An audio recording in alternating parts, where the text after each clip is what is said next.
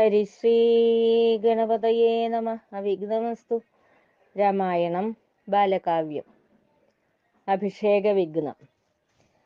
രാമൻ തന്നഭിഷേക വൃത്താന്തങ്ങൾ കേട്ട് സാകേതപുരിയാകെ കോൾമയിർ കൊണ്ടപ്പോൾ സാരസാനനരാകും രാജപത്നിമാരും ആനന്ദതുന്തിലരായി വസിച്ചു.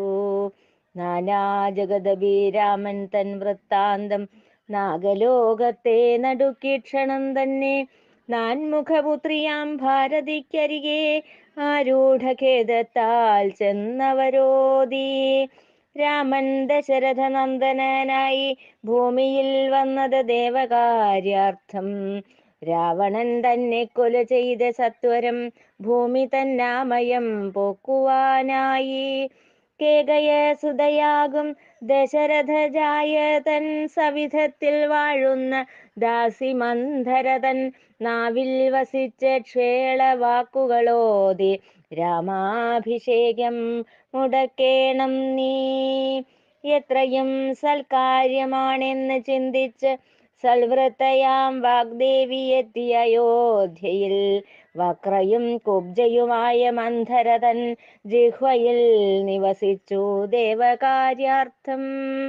കൈകേയി തന്നെ പ്രാസാദത്തിൽ ചെന്ന് പ്രാകൃത ഭാഷയിൽ ഭത്സനം ചെയ്ത് കേകയപുത്രിയിൽ നഞ്ഞ് നിറച്ച് വാഗ്ദാനം ചെയ്യിപ്പിച്ചാളഞ്ജസാ തന്നെ. സാകേതപുരിയുടെ അധിപതിയായി നിൻസുതനാകും ഭരതകുമാരനെ തന്നെ വാഴിക്കണമെന്നഭിലാഷം സാധിക്കാൻ നീ ക്രോധാകാരം പൂകയെന്നുര ചെയ്തു ദാസി.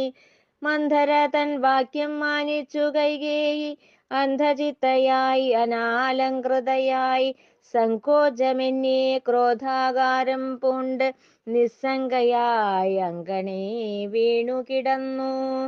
പങ്ക്തിസ്യന്തനൻ തൻ പത്നിയെ ദർശിക്കാൻ അന്തഃപുരം തന്നിലാഗമിച്ചപ്പോൾ അങ്കണം തന്നിൽ ശയിക്കുന്ന അങ്കനയെ കണ്ട് വിഭ്രമം പൂണ്ടങ്ങു നിന്നു. എന്തെന്ത് കാരണം പങ്കജലോചനേ ഈ അങ്കണം തന്നിലെ അന്ധകാരത്തിൽ തുംഗസങ്കടത്താൽ വീണ് കിടക്കുവാൻ? സംഗതി എന്തെന്ന് ചൊല്ലൂ മടിയാതെ. ഭർത്താവിൻ വാക്കുകൾ ഇത്തം ശ്രവിച്ചപ്പോൾ അപ്രിയം ഭാവിച്ചങ്ങുത്ഥാനവും ചെയ്ത് ചിത്തസമുന്നതി വർദ്ധിപ്പിച്ച് ദേവി തൻ ഭർത്താവിനോടിത്തം ജൽപ്പനം ചെയ്തു. പണ്ട് സുരാസുരയുദ്ധമുണ്ടായപ്പോൾ ഛിന്നമായി നിന്റെ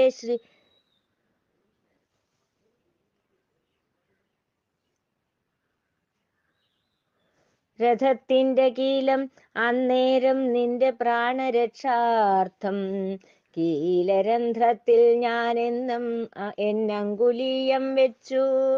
പണ്ടു സുരാസുരയുദ്ധമുണ്ടായപ്പോൾ ഛിന്നമായി നിന്റെ രഥത്തിന്റെ കീലം അന്നേരം നിന്റെ പ്രാണരക്ഷാർത്ഥം കീലരന്ധ്രത്തിൽ ഞാൻ എന്നങ്കുലീയം വെച്ചു. അന്നു ഭവാൻ എന്നോടാരൂഢദോഷത്താൽ ചോദിക്ക രണ്ടു വരമെന്ന് പിന്നെ മതിയെന്ന് ചൊല്ലിയന്നേരം ഞാൻ ഇന്നെനിക്കേകണം ദ്വന്ദ്വരങ്ങൾ. സാകേതപുരിയുടെ അധിപതിയായി മമ തനയനെ തന്നെ വാഴിക്കയെന്നും ഈ 7 വർഷം കാനന മധ്യേ രാമൻ മരുവേണമെന്നുമർത്ഥിക്കുന്നു ഞാൻ. ഇത്തം പറഞ്ഞ കളത്രത്തിൻ ചാരെ ചിത്തഭ്രമം പൂണ്ടു വീണ അരജൻ ദുഃഖം സഹിയാതെ മണ്ണിലിരുന്ന് നിസ്ത്രവം കേണു കേണു നിരങ്ങി. വിച്ഛിന്നാഭിഷേകം. പിറ്റേന്ന് അംശുമാൻ ഉച്ചസ്ഥനായപ്പോൾ കൊട്ടാരം തന്നെ ലരജനെ കാണാഞ്ഞ് വിഭ്രമം പൂണ്ട സജീവൻ സുമന്ത്രർ സത്വരം ചോദിച്ചു കൈകേയിയോട്, എത്രയും വേഭതുഭാവം ഗ്രസിച്ച് പൃഥ്വിയിൽ വീണു കിടന്നായ രജനെ ഉത്ഥാനം ചെയ്യിച്ചു മന്ത്രിയും അപ്പോൾ ദുഃഖത്താൽ ചോദിച്ചു കൈകേയിയോട്, യാമിനി തന്നിൽ നിദ്രയില്ലാതെ ഭൂമിപതി ദുഃഖം പേർത്തു കിടന്നേൻ.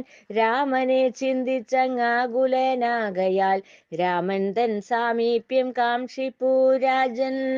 ഇങ്ങനെ കൈകേയി ചൊന്നതു കേട്ട് ചെന്നു സജീവൻ രാമസവിധേരെ ചൊന്നു, ജനകന്റെ താപനിദാനം എന്തെന്നറിയേണം വൈകാതെ തന്നെ. രാമനതു കേട്ടു വേപതു പൂണ്ട് വേഗേന ചെന്നു താത സവിധേ തൻ പ്രാണപ്രിയനാകും തനയനെ കണ്ട് ശോകാശ്രുതോവേ രാജരാജേന്ദ്രൻ. രാജപത്നിയായ കേകയപുത്രി രാജരാജേന്ദ്രൻ തൻ ദുഃഖനിദാനം രാമനോടോതിയിട്ടിങ്ങനെ ചൊല്ലി, നിൻ താതൻ തൻ സത്യം നീ പാലിക്ക വേണം.